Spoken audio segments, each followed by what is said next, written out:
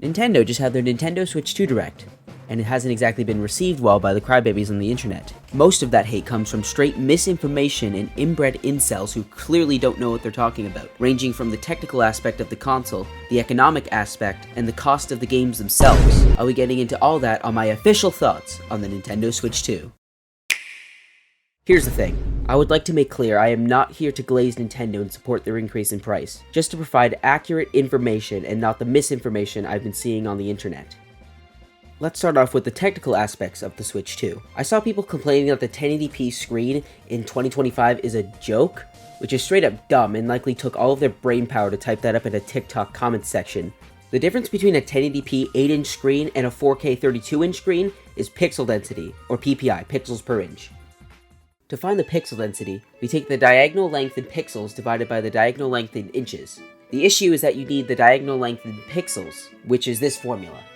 Doing this hopefully simple math gives us 278.85 ppi. A Retina display is considered a display with a ppi of between 200 to 300, which this 1080p screen in the big 2025 almost reaches that number, so 4K would be complete overkill for pixels that you can't even see or notice. Not to mention, 4K would just drain the battery life completely, and for what? Just so the neck-bearded babies living in their mother's basement won't complain about a 1080p screen on a console that's 8 inches. This screen is already pixel dense. It would be like trying to put a 4K display on a Kindle Fire. I also noticed the recent influx in praise for the Steam Deck, and don't get me wrong, the console seems absolutely goated, but it's only 800p.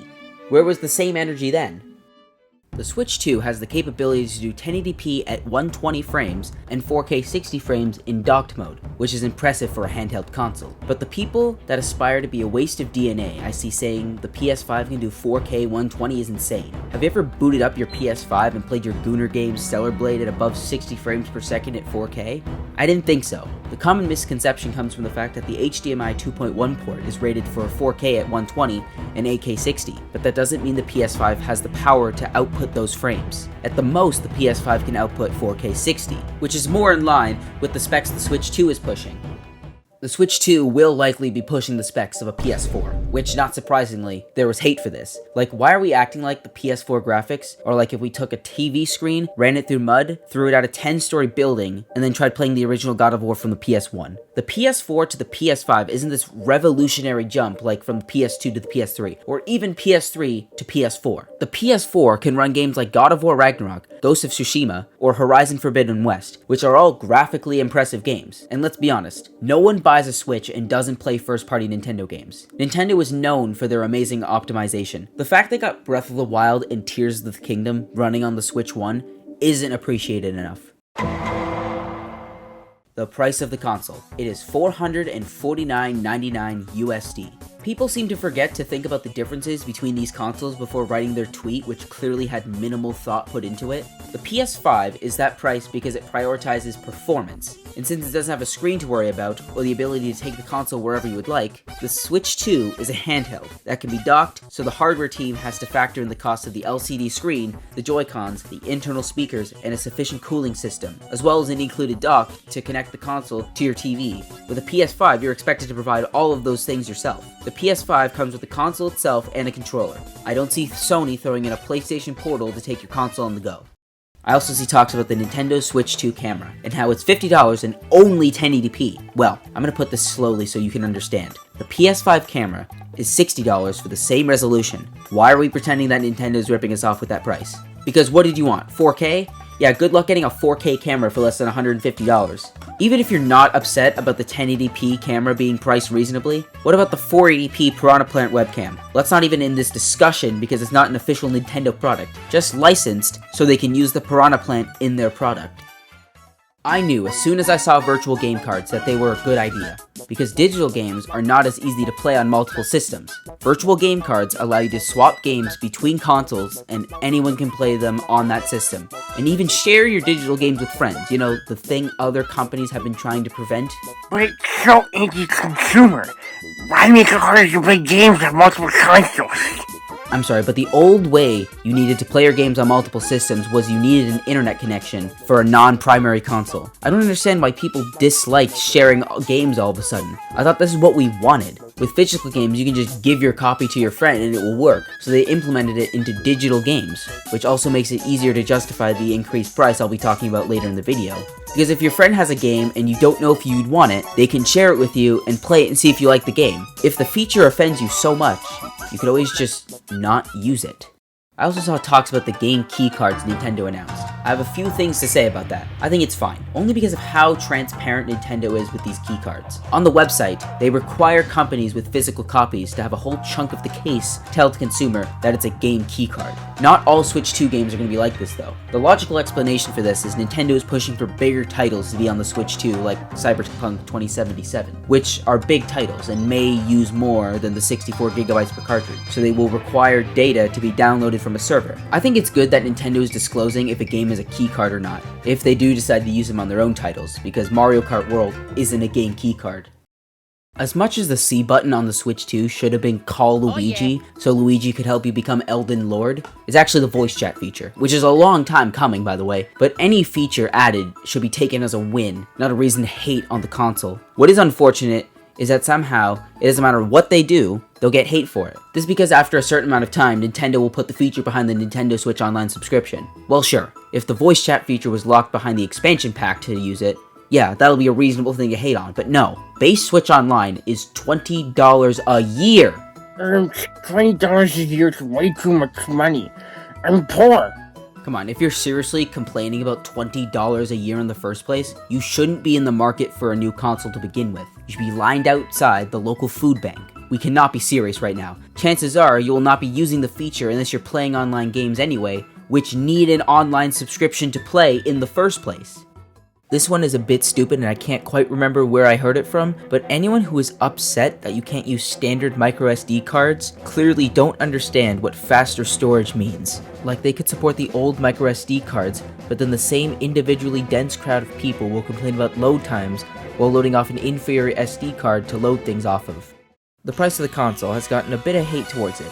At first glance, sure, it is expensive, but after I talked about the costs that are factored into the final price, like the dock, the price for the console is a pretty fair price for what you get, but that's the least of the worries online.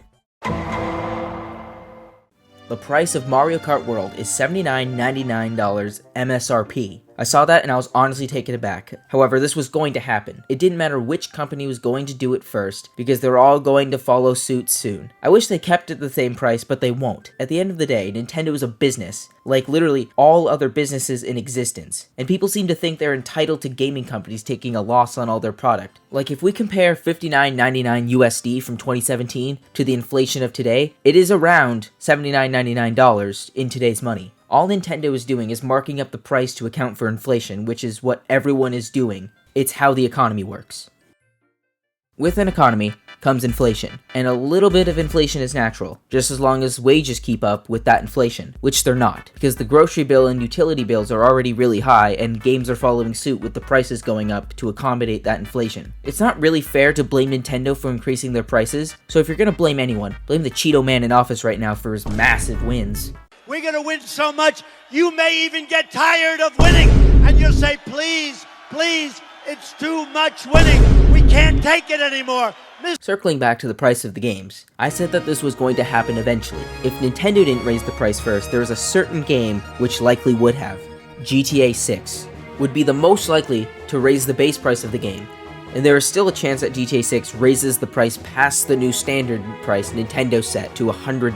But GTA 6 would be raising the price due to inflation if they go higher than Nintendo. This is because Nintendo's price increase converts almost perfectly with the inflation from 2017 to present date, as per mentioned earlier. Rockstar would be doing this because of the absurd amount of money they spent on the game. I guarantee that not as many people would have complained about the price of GTA 6 as much as Nintendo is getting hate for theirs. What would be worse is if Rockstar set the bar over $100 USD per game, then every company doing it. That would be over accounting for inflation.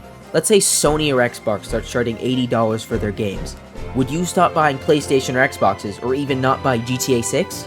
Well, GTA 6 will be better than any other Nintendo game ever. Nintendo is the worst game company. They haven't made anything good since the DS.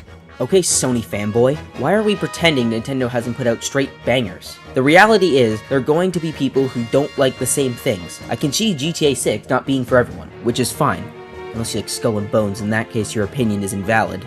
I am saying this as a Rockstar fan. I have over 100 hours clocked on Red Dead Redemption 2, and I may even pick up GTA 6 when it comes out for PC, because I see that game will likely be worth its high price tag if it is set that high. What can you take away from this is that Nintendo has some games that are worth their high price, like Tears of the Kingdom, but with that comes games that are not worth that price. But this occurs with literally most AAA gaming companies, where they charge $60 and likely the new $80 for all games. Hopefully the variable pricing Doug Bowser said will hopefully solve this issue. My hopes are not that high though, because I don't see them going below $69.99.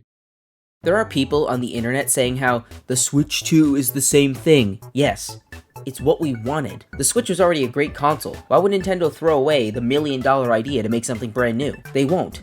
People have been asking for a better spec Switch for years. I know this because of the prevalent Switch Pro leaks. They would appear every week a few years ago, which ended up being an OLED Switch, and at the time to create a Switch Pro wasn't great at the time because of the 2021 chip shortage, so the console would have been a lot more money for just a Pro variant of the console. The Switch 2 was the most logical choice for Nintendo to create because they addressed the existing issues of the console, but still added fun new features to it like Joy-Cons being used as a mouse.